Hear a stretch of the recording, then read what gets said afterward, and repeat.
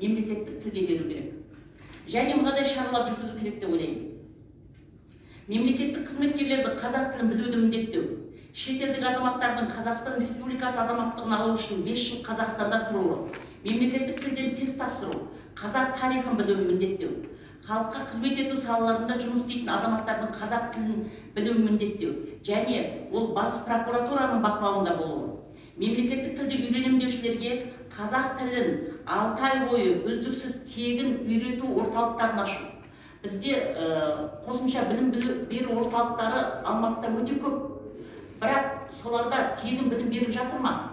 Қазақ тілі қоғамдары тегін курстар ұйымдастырып жатыр ма? Міне, оқушы болсын, үлкен азамат болсын,